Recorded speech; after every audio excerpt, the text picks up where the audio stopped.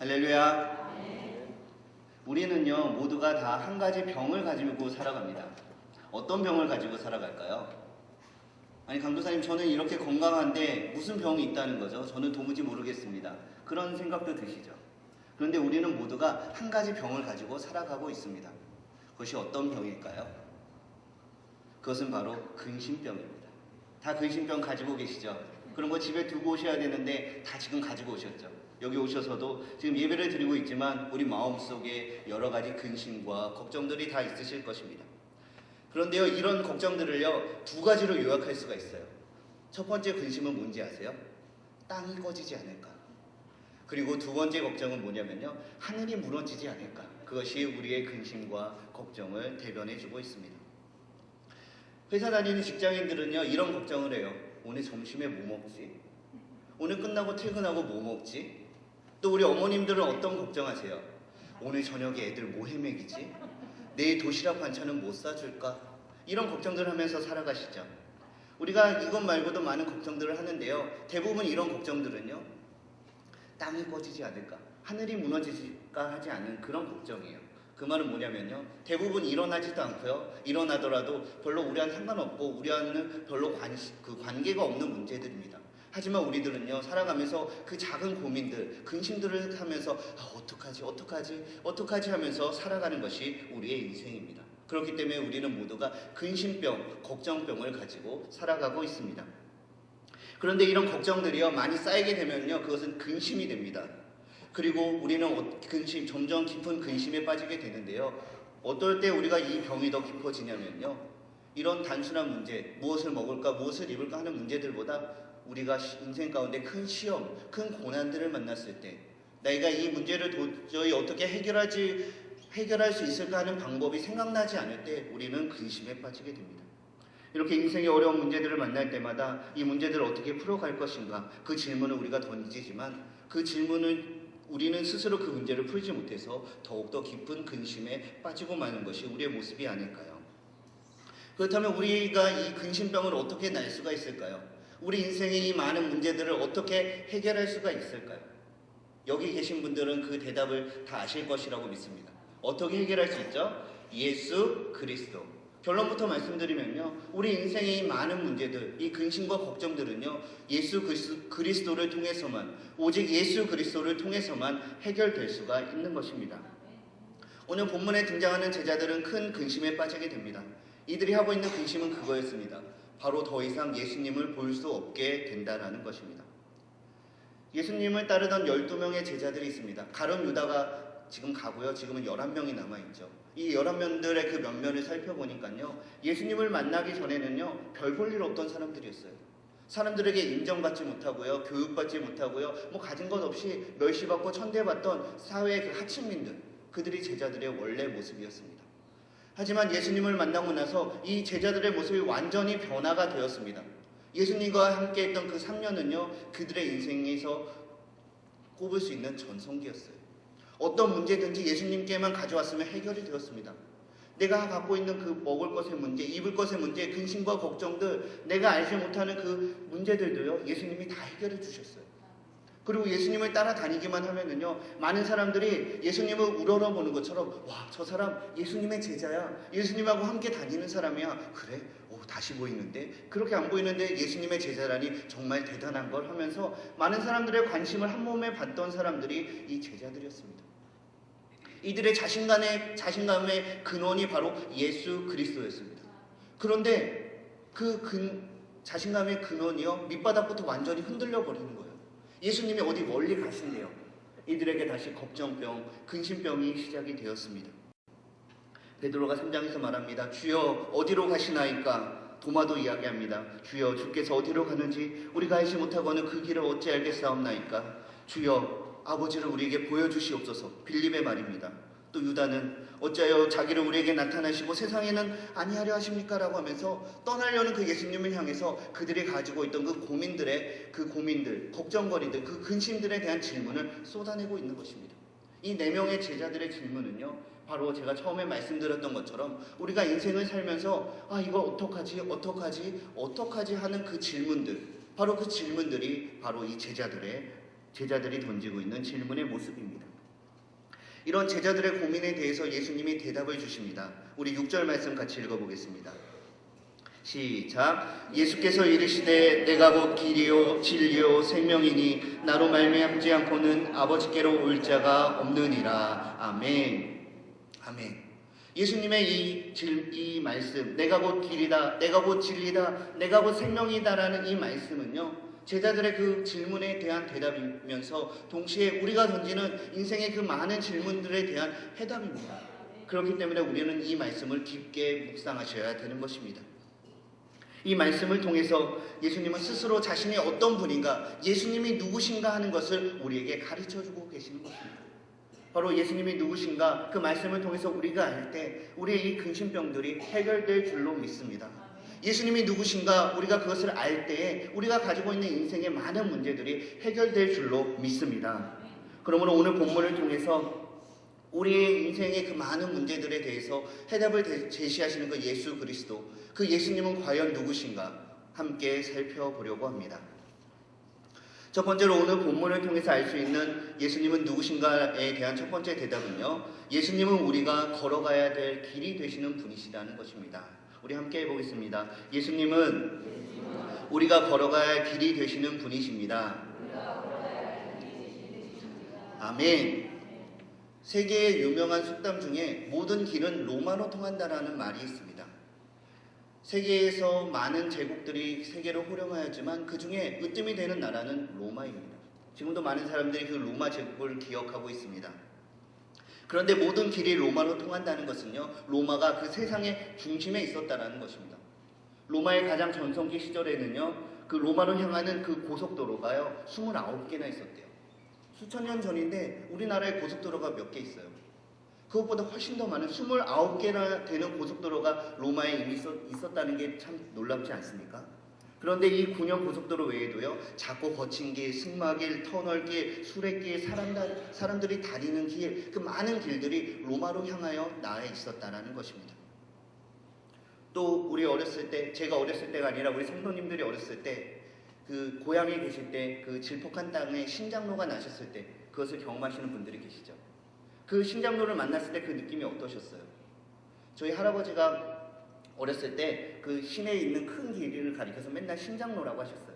어렸을 때 그 불편한 길을 걷다가 신장로가 났을 때 얼마나 좋으셨으면 이제 이미 수십 년의 세월이 지났는데도요, 여전히 신장로 그러셨을까요?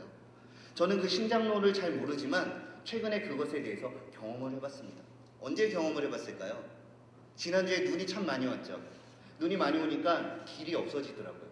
길이 없어지고 그 원래 길이고 내가 걸어갔던 그 골이 걸어갈 수 없는 상태가 되었어요. 그것을 길인 것 같지만 눈이 덮인 그곳은 길이라고 말할 수가 없는 상태가 되었습니다. 이 길은요, 사람들이 걸어가기 위한 그 목적이 있는 것이에요.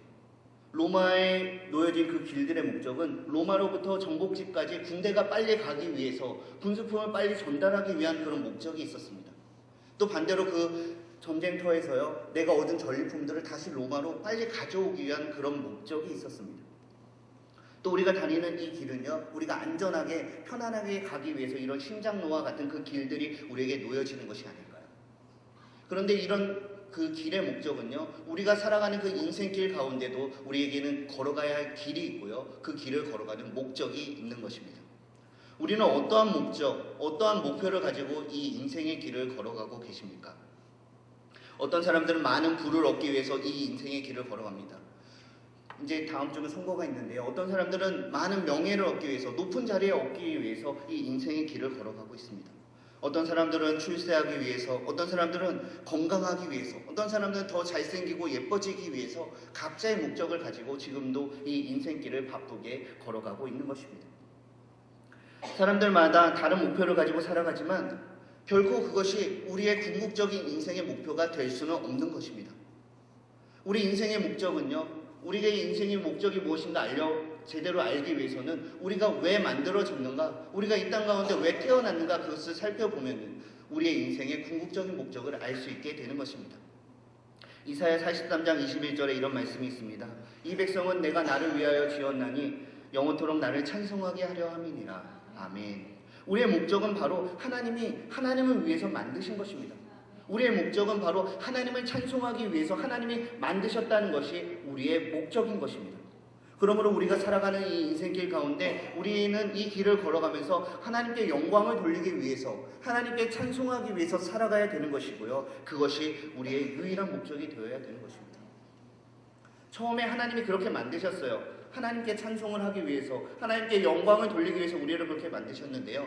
창세기 3장에서 아담의 타락으로 인해서 그 길이 끊겨버렸습니다. 우리의 목적을 이룰 수 없게 되어버렸습니다. 그런데 주님께서는 우리의 인생의 그 목적의 그 길, 끊겨졌던 그 길이 다시 이어지게 됐는데 바로 예수 그리스도 자신이 그 길이라고 우리에게 말씀해주고 계시는 것입니다. 그리고 우리에게 말씀해 주시는 그 우리의 인생의 길, 예수 그리스도라는 그 길은요, 세상에 제가 아까 로마에 많은 길이 있었다라고 했는데요, 그 많은 길들, 넓은 길, 편한 길, 내가 걷고 싶은 길, 사랑하는 사람과 함께 걷고 싶은 길, 재밌는 길, 신나는 길, 위험한 길, 그 많은 길 중에 한 가지 길이 아니라 오직 하나밖에 없는 유일한 길이라고 우리에게 강조하고 있습니다. 다른 이로서는 구원을 받을 수 없나니 천하 사람 중에 구원을 받을 만한 다른 이름을 우리에게 주신 일이 없음이라. 아멘.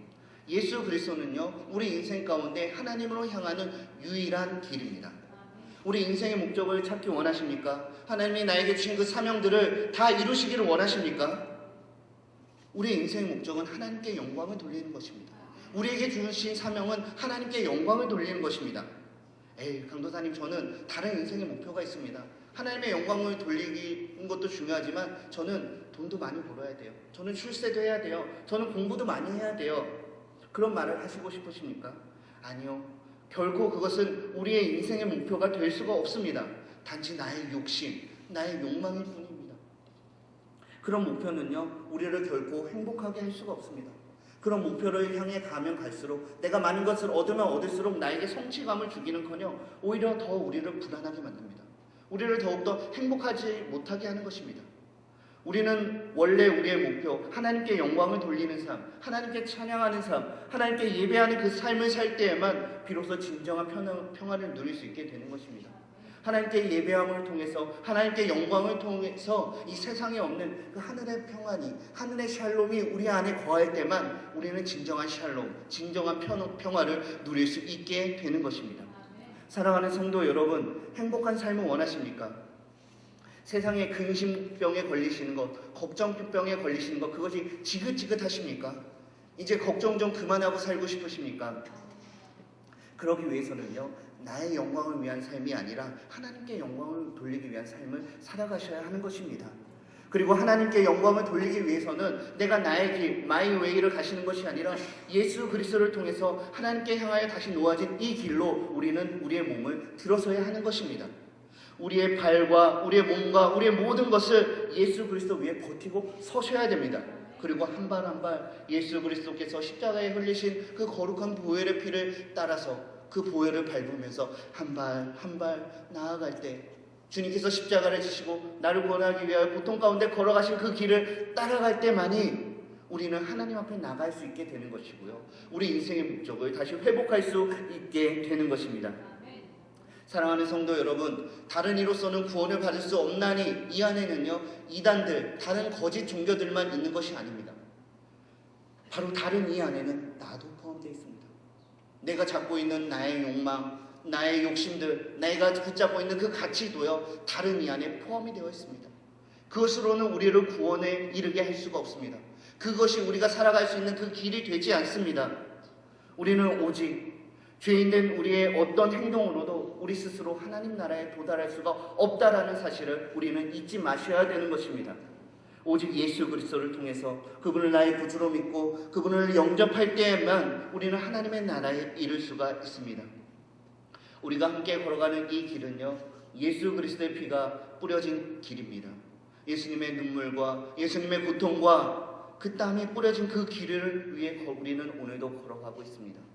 그리고 우리는 이 길을 걸어갈 때만 오직 하나님께 나아갈 수 있는 길이 되기 때문에, 그 길이 없으면 우리가 하나님께 나아갈 수 없기 때문에 예수님이 그토록 그 고통을 참으시며, 십자가의 그 고통을 참으시며 이 길을 내기 위해서 그 십자가의 고난과 죽음의 고난까지 마다하지 않으시며 이 길을 내신 것입니다. 사랑하는 성도 여러분, 예수님께서 흘리신 그 피와 그 눈물이 다 어디에 담겨져 있을까요? 그것은 바로 이 하나님의 말씀에 다 담겨져 있습니다. 우리가 예수님의 길에 들어서기 위해서는요, 이 하나님의 말씀을 읽으셔야 돼요. 이 하나님의 말씀을 읽을 때만 우리의 길 대신 예수 그리스도를 알 수가 있고요, 그 길을 통해서 하나님께 나아갈 수가 있는 것입니다. 하나님의 말씀을 열심히 읽으실 때 우리의 근심병, 걱정병을 다 떨쳐버리시고요, 우리의 생명의 길 대신 예수 그리스도를 통해서 하나님께 나아가고 하나님께 영광을 돌리는 우리의 삶의 목적을 발견하고 우리의 삶의 목적을 회복하시는 저와 여러분이 되시기를 바랍니다. 아멘. 이 살아있는 하나님의 말씀은 우리를 하나님께로 향하는 예수 그리스도라는 길에 들어설 수 있게 해주고요, 그 길을 따라가다 보면은요, 우리는 더욱더 하나님이 나를 향해 어떤 계획을 갖고 계신가, 하나님은 나를 향해 어떤 생각을 하고 계시는가, 그 하나님의 마음을 더욱더 알 수 있게 해줍니다. 그래서 우리의 길 대신 예수 그리스도께서는요, 스스로를 가리켜 진리라고 말씀하고 계시는 것입니다. 오늘 본문을 통해서 예수님이 누구신가 알 수 있는 두 번째 사실은 예수님은 바로 진리의 말씀이시라는 것입니다. 따라해 봅시다. 예수님은 진리의 말씀이십니다. 붙여서 해보겠습니다. 예수님은 진리의 말씀이십니다. 아멘. 아멘. 예수님은 하나님을 가르쳐 주시는 진리의 말씀입니다. 이 구약에서 진리라는 말씀은요, 하나님을 나타내는 데 사용이 되었습니다. 바로 진리의 하나님, 그 진리 자체가 하나님의 속성이 되는 것입니다. 우리는 죄로 인해서 하나님과의 관계가 단절된 인간이었지만 우리 마음은 하나님을 알 수가 없지만 우리 마음속에는 막연한 종교심을 가지고 있습니다. 그래서 그 바울이 아덴에 갔을 때 사람들을 가리켜 내가 너희를 보니 매사에 종교심이 많도다라고 이야기를 했잖아요. 그것이 바로 우리 인간 가운데 있는 종교심입니다. 세계의 어느 시대 어느 나라 어느 민족을 가더라도요, 종교적인 행위를 가지지 않은 나라가 없습니다. 종교적인 행위를 가지지 않은 부족 사람들이 없습니다. 하지만 그런 행위를 통해서 결코 하나님을 알 수가 없습니다. 우리 힘으로는 하나님을 알 수가 없지만 하나님께서는 우리 인간들에게 스스로 자신을 나타내 주셨습니다. 이것을 하나님이 우리에게 자신을 계시해 주셨다라고 하는 것인데요, 아브라함에게 나타나서 너는 고향 친척 아버지의 집을 떠나 내가 내게 보여줄 땅으로 가라라고 말씀하신 그 하나님, 그 하나님은 우리 믿음의 조상들에게 또 사사들에게 왕들에게 선지자들에게 나타나서 말씀하셨습니다. 그때에 필요한 말씀들을 주셨고요, 갈 길 못 찾아 방황하는 그들에게 나아갈 길을 제시해 주셨습니다. 바로 하나님의 말씀으로요. 그리고 이 선지자들, 왕들, 믿음의 족장들에게 말씀으로 주시던 그 하나님이 육신을 입고 우리 가운데 직접 나타나셨습니다. 그분이 바로 진리이신 예수 그리스도이십니다. 바로 하나님이 누구인지 가르쳐주던 그 선지자들에게 선포되던 그 진리, 그 말씀 그 자체이기 때문에 예수님께서는 자신을 가리켜 스스로 내가 진리라고, 내가 진리의 말씀이라고 우리에게 가르쳐주고 계시는 것입니다. 지금도 많은 사람들은요, 세상을 살아가면서 이 진리를 찾기 위해서 많은 노력들을 합니다. 많은 수고를 하고요, 많은 노력들을 하고요, 많은 재물들을 허비를 하고요, 많은 지식들을 쌓으면서 내가 좀 더 높은 진리, 좀 더 높은 진리에 도달하기 위해서 지금도 많은 수고를 하고 있는 것이 아닌가요? 사람들의 그 고민, 그 노력이요, 바로 빌립이 주님께 물어보고 있는 그 질문을 나타내고 있는 것입니다. 우리 8절 말씀 같이 읽어보겠습니다. 시작. 빌립이 이르되 주여 아버지를 우리에게 보여주옵소서, 그리하면 족하겠나이다. 아멘. 주여 아버지를 우리에게 보여주시옵소서. 그것이 바로 우리가 인생 가운데 종교심을 가지고 하나님을 알기 위해서, 우리가 알지 못하는 그 신들을 찾기 위해서 하고 있는 그 노력을 대변하고 있는 우리 인생의 질문인 것입니다. 세상에 많은 사람들이 하나님을 부인하면서 하나님을 믿지 않고 인정하려 하지 않지만 우리 마음속의 근원에는요, 우리 마음속 밑바닥에는요, 바로 이 하나님을 알고자 하는, 우리를 만든 조물주, 그 창조주를 알고자 하는 그 질문들이 우리 모두에게 있다라는 것입니다. 과연 우리는 어디로 가는 것일까? 우리에게 필요한 것이 무엇일까? 우리는 모두 이런 고민을 가지고 있습니다.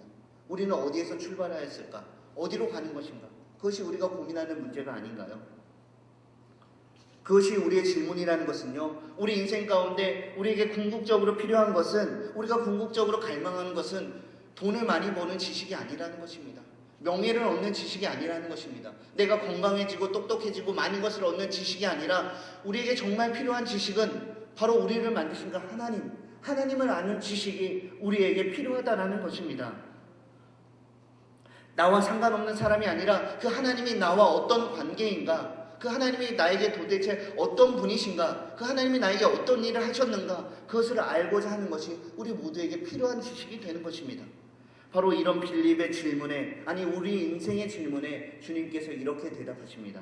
9절 말씀 같이 읽어보겠습니다. 시작. 예수께서 이르시되 빌립아, 내가 이렇게 오래 너희와 함께 있으되 내가 나를 알지 못하느냐? 나를 본 자는 아버지를 보았거늘 어찌하여 아버지를 보이나 하느냐? 아멘. 사랑하는 성도 여러분, 참된 진리를 찾기 원하십니까?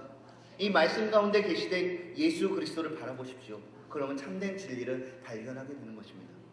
빌립과 같이 우리를 만드신 그 하나님을 보시기를 원하십니까? 이 말씀 가운데 계시된 예수님을 만나보십시오. 그렇다면 하나님이 어떤 분인가 알 수 있게 되는 것입니다. 그 하나님이 나에게 어떤 분이신가, 그 하나님이 나와 어떤 관계인가, 도대체 하나님이 어떤 분이신가, 나를 통해서 무슨 일을 하셨는가, 그것을 알기 원하십니까? 이 말씀 가운데 계시던 예수 그리스도를 바라보십시오. 그렇다면 하나님과 나의 관계가 무엇인지 비로소 알 수 있게 되실 것입니다. 우리의 갈망 속에 우리 영혼의 갈증을 풀어줄 그 해답이 여기에 있습니다. 말씀이 육신이 되어 우리 가운데 나타나신 그 하나님, 그분이 우리의 하나님, 나의 아버지시라는 것입니다. 나의 힘으로는 하나님이 누구조차 알 수가 없지만 먼저 다가오셔서 나를 자신이 누군지 가르쳐 주시는 분, 아무도 몰래 없을 때 물을 뚫어 나온 수가성 여인과 같이 죄로 인해서 우리의 몸과 영혼이 더러워진 모습이었지만 그 모습, 있는 모습 그대로 나를 사랑하시는 분, 사람들이 발 닦는 물처럼 아무도 인정해주지 않고 가치 없던 나의 인생이었지만 최상품 포도주와 같이 변화시켜 주시고 하나님의 귀한 사명자로서 나를 사용하여 주시는 분, 그분이 우리의 하나님이시라는 것입니다. 나의 죄로 인해서 나사로와 같이 죽어 있었던 우리의 인생이었지만 나를 찾아오시고 나사로야 나오너라 말씀하신 것처럼 나 인생 가운데 새로운 생명을 주시고 새로 살아갈 힘을 주시는 분이 우리의 하나님, 나의 아버지가 되시는 하나님이시라는 것입니다. 세상의 지혜는요, 진리가 무엇이냐고 물어보면요, 진리는 좋은 것이요, 진리는 너의 인생 가운데 살아가는데 필요한 것이다, 진리가 좋은 것이다 라고 그것을 설명해 주지만 우리 주님께서는 자신이 곧 진리이다 라고 하면서 그 진리의 내용이 무엇인지 우리에게 가르쳐 주시는 것입니다. 이 세상의 지혜는 철저히 자신에게 도움이 되지 않으면 우리를 버려버립니다. 하지만 하나님의 진리는 아무런 도움이 되지 않고 오히려 하나님을 반역하고 하나님의 원수가 된 우리를 버리지 않으시고요, 우리를 찾아오시고요, 우리를 건져주시고요, 우리를 향한 이 손을 놓지 않으시고 연약한 가운데 우리의 힘이 되어주시는 것이 하나님의 진리의 말씀이신 것입니다. 그래서 주님은 말씀하십니다. 18절에 내가 고아와 같이 너희를 버려두지 않겠다라고 약속하십니다. 왜냐하면 그것이 하나님의 진리, 내용 그 자체이기 때문인 것입니다. 사랑하는 성도 여러분, 하나님은 우리를 향한, 나를 향한 놀라운 계획을 가지고 계십니다. 그리고 그 계획을 이루기 위해 진리이신 예수 그리스도를 이 땅 가운데 우리에게 보내주셨습니다. 말씀이 육신이 되어 나타나신 그 하나님, 그 예수님의 행동 하나를 깊이 묵상해 보십시오. 예수님의 말 한마디가 나를 향한 하나님의 음성을 나타내 주는 것입니다. 예수님의 작은 행동 하나하나가 나를 향한 하나님의 행동을 나타내 주는 것입니다. 예수님이 그 병자들에게, 약한 자들에게 보이신 그 관심 하나하나가 바로 하나님이 지금도 연약한 우리에게, 죄인 되어서 세상이 우리를 버린 우리에게 하나님이 여전히 관심을 가지고 계시고 우리를 찾아오길 원하시고 우리와 관계를 가지길 원하시고 우리와 함께 하시길 원하신다라는 것을 우리에게 나타내 주시는 것이 예수님을 통한 우리에게 보여주시는 것인 것입니다. 바로 이 모든 것이 하나님의 어떤 분이신가 우리에게 알려주고 있습니다. 하나님이 나와 어떤 관계인가 나타내주고 있습니다. 우리의 아버지 되신 하나님이 나를 위해 어떤 일을 하셨는가, 바로 예수 그리스도를 통해서 우리에게 알려주시기 때문에 예수님은 스스로를 가리켜 진리의 말씀이라고 우리에게 말씀하고 계시는 것입니다. 사랑하는 성도 여러분, 예수 그리스도께서는요, 스스로를 통해서 진리를 나타내 주실 뿐만이 아니라 우리도 그 진리대로 따라서 살아가기를 원하시는 것입니다. 새 계명을 너희에게 주노니 서로 사랑하라. 어떻게 해요? 내가 너희를 사랑한 것 같이 너희도 서로 사랑하라라고 우리에게 명령하셨습니다. 나를 사랑하신 그 하나님의 사랑같이 그분을 사랑하는 것, 그리고 하나님이 나를 사랑하신 것 같이 내 옆에 있는 그 사람들을 사랑하는 것, 그 명령에 순종하여 따라갈 때에만 우리는 그 하나님의 진리의 지식에 도달하게 되는 것입니다. 예수 그리스도를 통해서 하나님의 말씀을 열심히 읽으시고 그 안에서 하나님께 나아가는 길, 사람의 목적을 발견하였다면 그것에만 만족하지 마시기 바랍니다. 하나님께서 예수 그리스도를 통해서 우리에게 주시는 참된 진리는요, 내가 그 말씀대로 살아가는 것입니다. 하나님이 우리를 사랑하신 것 같이 서로 사랑하는 것입니다. 하나님의 진리의 말씀을 사랑하고 그 말씀을 깨닫고 우리에게 나타나신 그 모습대로, 우리에게 보여주신 그 모습대로, 우리에게 명령하신 대로 순종하며 살아가시는 저와 여러분이 되시기를 바랍니다. 아멘. 우리가 이 진리의 말씀대로 살기 위해서 힘쓰고 노력한다면요, 우리는 그 안에서 영원한 생명의 말씀을 얻게 됩니다. 그렇기 때문에 오늘 본문을 통해서 우리가 예수님이 누구신가 알 수 있는 그 세 번째는요, 바로 예수님은 우리를 살리시는 생명의 말씀이 되신다는 것입니다. 우리 함께 해보겠습니다. 예수님은 나를 살리는 생명의 말씀이십니다. 아멘. 예수님은 나를 살리시는 생명의 말씀이십니다. 예수님은 저와 여러분, 우리 모두를 살리시는 생명의 말씀이십니다. 우리가 살아가는 이 시대는요, 최첨단 과학의 시대입니다. 심지어 생명을 복제해내기조차 하는 그 시대에 우리가 살고 있습니다. 하지만 현대 과학의 힘으로도, 앞으로 발달된 그 과학의 힘으로도요, 생명을 창조하는 일은 결코 할 수 없습니다. 왜냐하면 이 생명은 오직 하나님만이 하실 수 있는 것이기 때문입니다. 하나님에게서만, 하나님으로부터 모든 생명이 나왔습니다. 그러므로 예수께서 자신을 가리켜 내가 곧 생명이다 하신 말씀은 바로 예수 그리스도 당신이 생명의 근원이요 생명의 주인이신 하나님이라는 것을 우리에게 가르쳐주고 계시는 것입니다. 우리 7절 말씀 같이 읽어보겠습니다. 시작. 너희가 나를 알았더라면 내 아버지도 알았으리로다. 이제부터는 너희가 그를 알았고 또 보았느니라. 아멘. 사랑하는 성도 여러분, 우리가 말씀을 통해서 예수님이 누구신가 알게 되면요, 그분이 바로 하나님이시라는 것을 우리는 깨닫게 될 수 있습니다. 그러므로 우리는 이 말씀을 읽을 때마다 예수 그리스도께서 바로 우리에게 생명을 주시는 하나님이시라는 것을 믿으셔야 됩니다. 그리고 오직 예수 그리스도 안에만 그 생명이 있다라는 것도 믿으셔야 됩니다. 요한복음 1장 4절에 보니까 예수 그리스도 그 안에 생명이 있었으니 이 생명은 사람들의 빛이라라고 우리에게 말씀해 주고 있습니다. 예수님 안에는 생명을 만들고 생명을 살리는 그런 힘이 있습니다. 주님이 오늘날 우리에게 주신 이 생명의 힘은요, 우리의 인생의 문제들, 우리를 근심하게 하는 그 문제들을 헤쳐나가는 힘이 그 안에 있습니다. 12절 말씀 같이 읽어볼까요? 시작. 내가 진실로 진실로 너희에게 이르노니 나를 믿는 자는 내가 하는 일을 그도 할 것이요 또한 그보다 큰 일도 하리니 이는 내가 아버지께로 감이라. 아멘. 사랑하는 성도 여러분, 나의 의지가 연약하여 고민하고 계십니까? 내가 가진 능력이 보잘것없어서 고민하고 계십니까? 하지만 주님께서는 약속해 주셨습니다. 나를 믿는 자는, 내가 생명의 말씀이라는 것을 믿는 자는 예수님이 하신 그 일을 우리도 동일하게 할 수 있다라고 우리에게 약속해 주셨습니다. 나에게 힘이 다 빠진 것 같습니까? 하지만 그 순간에 우리의 생명의 근원이 되신 예수 그리스도께서 우리 마음에 찾아오십니다. 그리고 우리의 연약한 의지에 힘을 주시고 그 우리 인생의 문제들, 나의 그 고민들, 그 큰 시험도 이길 수 있는 능력을 우리에게 주시는 것입니다. 그 어떠한 어려운 문제라도, 어떠한 시험이라도 능히 맞서서 이길 수 있게 해주십니다. 이것이 주님께서 우리에게 약속하신 생명이시라는 것을 믿으시기 바랍니다. 또한 주님께서 우리에게 부여하시는 이 생명은요, 영원한 생명입니다. 주님께서 요한복음 4장에서 말씀하셨죠. 내가 주는 물을 마시는 자는 영원히 목마르지 아니하니니 내가 주는 물은 그 속에서도 영생하도록 솟아나는 샘물이 되리라. 아멘. 주님께서 우리에게 주신 이 생명은요, 한 번으로 끝나는 일회성 생명이 아닙니다. 영원히 우리 안에 거하시며 영원히 우리에게 힘을 주시는 것입니다. 내가 그 힘이 떨어질 때마다, 힘이 없고 자신감이 떨어질 때마다, 내 마음이 연약해질 때마다 끊임없이 우리 안에서 그 생명을 주시는 말씀, 그 생명의 말씀이 바로 예수 그리스도이십니다. 그러므로 주님 안에 거한다면, 예수 그리스도 안에 거한다면 죽은 자도 살게 되고요, 살아있는 자는 영원히 살 수 있는 놀라운 영원한 생명을 얻게 되는 것입니다. 예수께서 이르시되 나는 부활이요 생명이니 나를 믿는 자는 죽어도 살겠고 무릇 살아서 나를 믿는 자는 영원히 죽지 아니하니니 이것을 내가 믿느냐? 주님께서는 오늘도 우리 가운데 찾아오셔서 동일하게 질문하고 계십니다. 사랑하는 성도 여러분, 영원한 생명을 원하십니까? 그 생명을 얻기를 원하신다면 주님께로 나오셔야 됩니다. 영원한 생명이신 그 주님을 믿으셔야 됩니다. 예수님이 누구신가를 알고 그 예수님이 누군가를 그 믿는 자에게는 또한 놀라운 특권이 하나 더 주어졌는데요. 13절부터 14절까지 말씀 같이 읽어보겠습니다. 시작. 너희가 내 이름으로 무엇을 구하든지 내가 행하리니 이는 아버지로 하여금 내 아들로 말미암아 영광을 받으시게 하려 함이라. 내 이름으로 무엇이든지 내게 구하면 내게 행하리라. 아멘. 아멘. 우리의 길이요 우리의 진리요 우리의 생명신 예수 그리스도께서는요 무엇이든지 구하라 그리하면 내가 다 이루어 주겠다라고 말씀하십니다. 하지만 한 가지 조건이 붙었습니다.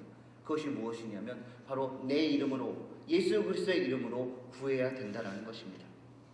오직 예수 그리스도의 이름으로만 구할 때 그것이 다 이루어지게 되는 것입니다.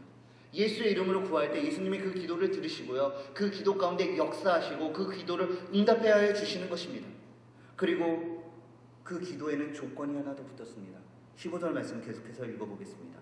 시작. 너희가 나를 사랑하면 나의 계명을 지키리라. 아멘.